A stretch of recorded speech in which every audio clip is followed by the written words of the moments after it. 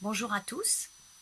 On m'a diagnostiqué une tumeur carcinoïde de l'intestin grêle et des métastases au niveau du foie en septembre 2017. Et voilà comment tout a commencé. J'ai commencé par avoir des rougeurs sur le haut du buste, des plaques rouges qui apparaissaient et qui disparaissaient en l'espace d'une minute. J'en ai eu une de temps en temps. Puis j'ai eu ces plaques qu'on appelle des flushs chaque matin après le petit déjeuner. Puis j'ai eu aussi des flushs en fin de repas, le midi et le soir. Alors j'ai pensé qu'il s'agissait d'intolérance alimentaire. J'ai éliminé le gluten, j'ai éliminé le lactose, mais rien n'y faisait et je continuais d'avoir des flushs. Et rien d'autre. J'en ai parlé à mon médecin, une fois, deux fois. Et puis ça l'a fait sourire parce qu'une femme d'environ 50 ans qui se plaint de rougeur en a vite fait de dire qu'il s'agit de la ménopause. Et je n'avais aucun autre symptôme. Pas de douleur, un peu de fatigue peut-être, mais comme tout le monde quand on travaille, y a des moments où on est fatigué. Et puis je me suis mise à avoir ces flushs plusieurs fois par jour.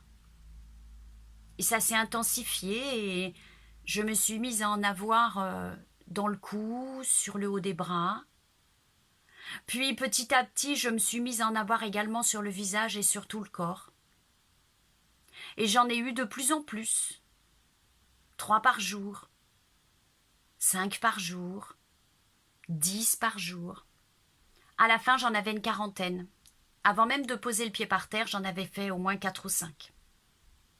Et petit à petit, ces flushs se sont mis à être accompagnés de malaise. J'étais obligée d'arrêter ce que j'étais en train de faire et de me tenir à un meuble si j'étais debout en attendant que ça passe.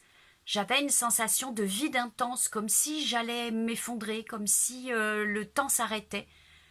Et ça durait moins d'une minute et ça disparaissait comme c'est venu.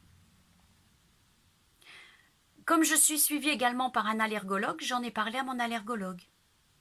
Lui, il a tout de suite entendu ce que je lui ai dit. Et il a pensé à peut-être des manifestations allergiques.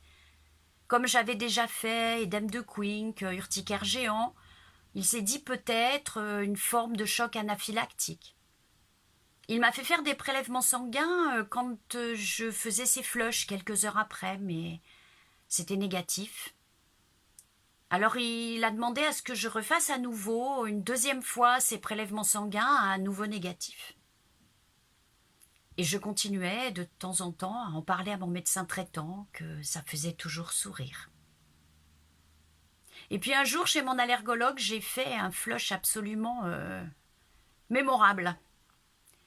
Alors j'ai soulevé mon t-shirt et je lui ai montré à quoi ça ressemblait et là il a pris peur. Madame Rontex, c'est très inquiétant ce que vous faites. Vous ne pouvez pas rester comme ça, il faut qu'on trouve ce que vous avez. Il a cherché sur Internet et il n'a rien trouvé, alors il m'a dirigée dans un service spécialisé dans les diagnostics difficiles.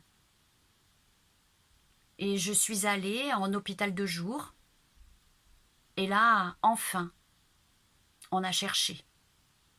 On n'a pas trouvé tout de suite, mais on a cherché ce que j'avais. Et on a fini par trouver. Normalement, j'aurais dû avoir des diarrhées, j'aurais dû maigrir, j'aurais même dû être dénutrie. Mais chez moi, rien de tout ça. Juste des flushs, des plaques rouges et blanches qui apparaissent et qui disparaissent en l'espace d'une minute. Voilà ce qu'on appelle l'errance de diagnostic. À bientôt pour la suite de mes aventures.